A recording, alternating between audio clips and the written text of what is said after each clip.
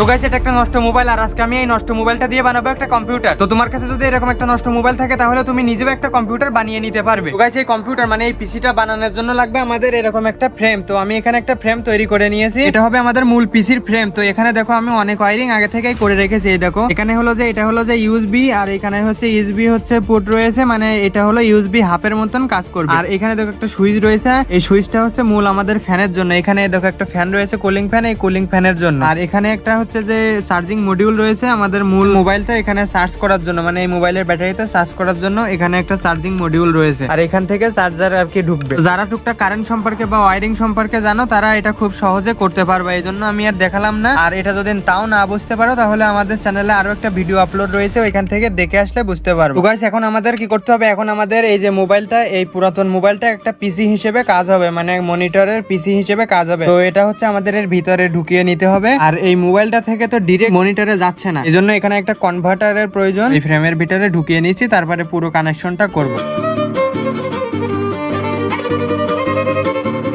আরেকটা কথা এখানে তোমাদের বলা হয়নি, এখানে হচ্ছে মোবাইলের পাওয়ার বাটনটা এই সাইডে। তো আমি মোবাইলের পাওয়ার বাটনের সোজা এখানে একটা প্লাস্টিক কেটে সুইচের মতন করে নিয়েছি। তো গাইস, এখানে হচ্ছে যে আমি তোমাদের এখানে মোবাইলটা ভালোভাবে লাগিয়ে নিয়েছি, এখন আমাদের কানেকশন করতে হবে। তো আমি তোমাদের বলে দিচ্ছি, এখানে হচ্ছে মোবাইলের মাদারবোর্ডে যে লাইনটা গিয়েছে ব্যাটারি থেকে, মানে নিচে তো ব্যাটারি থেকে এই দেখো দুইটা মোটা ওয়্যার মানে তার দিয়ে মাদারবোর্ডে লাইন গিয়েছে, পজিটিভ নেগেটিভ। এখন এই দুইটা ব্যাটারির পজিটিভ নেগেটিভ থেকে আরো দুইটা আমি এই তার বের করে নিয়েছি। এই দেখো এই দুই সাইডে, এটা হলো পজিটিভ, এটা হলো নেগেটিভ। এটা ব্যাটারি থেকে এসেছে, চার্জিং মডিউলের সাথে কানেক্ট করব, মানে ডিরেক্ট চার্জিং মডিউল দিয়ে ডিরেক্ট ব্যাটারিতে চার্জ হবে, মানে ফোনে চার্জ হবে না। তো এখন হচ্ছে যে আমি এখানে কানেকশন গুলো করে নেই।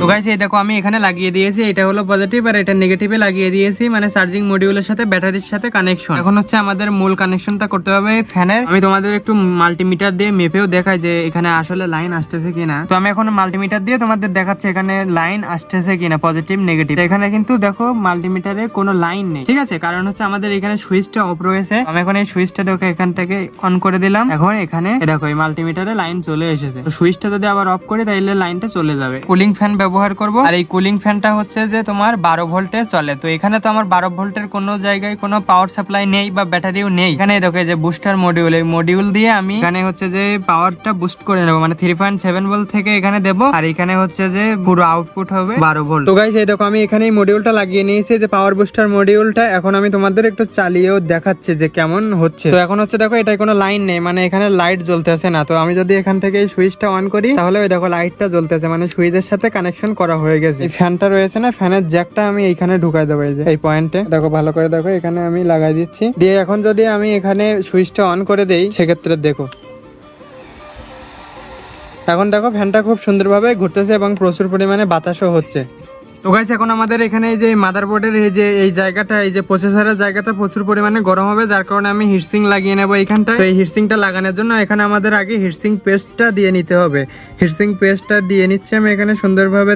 এখন আমি এখানে এই হিটসিংটা সুন্দরভাবে লাগিয়ে দেবো, এইখানটায় একদমই সুন্দর করে লাগিয়ে দেবো। এখন আমাদের এই হিটসিংটা ভালোভাবে আটকানোর জন্য এখানে আমি সাইড দিয়ে গ্লু গানের পরিবর্তে এখানে আমি সুপার গ্লু দিয়ে আটকে দিচ্ছি, যাতে হিটসিংটা নড়াচড়া না করে। তো গাইস, এখানে আমি হিটসিং তো লাগিয়ে নিয়েছি, এখন আমাদের মূল হচ্ছে যে কনভার্টারটা লাগিয়ে নিতে হবে। তো প্রথমে আমি কনভার্টারের ভিতরে ইউএসবি এই পোর্টটা ঢুকিয়ে নিচ্ছি, কারণ হচ্ছে যে এটা ঢুকিয়ে না নিলে তো হবে না, তো আগে থেকে এটা ঢুকিয়ে নেই। আর এখন হচ্ছে আমাদের এই কনভার্টারটা মোবাইলের চার্জারের সাথে কানেক্ট করতে হবে।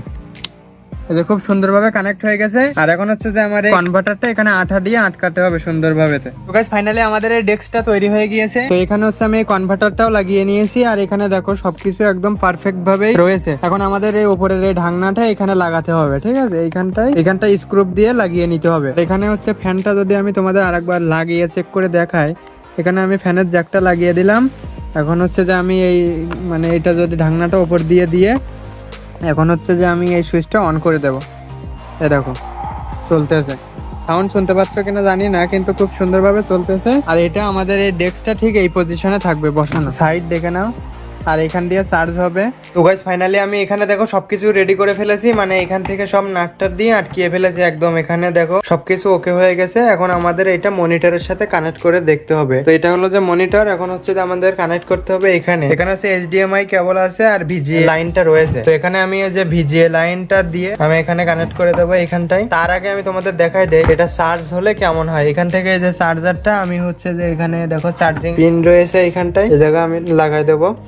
এখন দেখো এখানে চার্জিং পিনটা লাগাই দিয়েছি আর ভিতরে লাইট জ্বলতেছে, মানে চার্জ হচ্ছে, ঠিক আছে। আর এখান থেকে তো ফ্যানেরটা এখান থেকে সুইচ অন করলে ফ্যানটা ঘুরতেছে। আর এখান থেকে হচ্ছে যে আমাদের এই কেবলটা এই জায়গাটায় লাগাতে হবে, কনভার্টারের এই মুখটায়। আমি এখান থেকে এটা লাগিয়ে নিই। আর এখান থেকে হচ্ছে যে মাউস কিবোর্ড লাগানোর জন্য এখানে আমার কাছে রয়েছে একটা মাউস, সেটা হলো কেবলের, আর একটা কিবোর্ড রয়েছে, এটা হলো ব্লুটুথ। তো এখানে আমি মাউসটাও লাগিয়ে নিচ্ছি এখানটায়। এখন আমাদের এই পুরো মাদারবোর্ডটা অফ রয়েছে।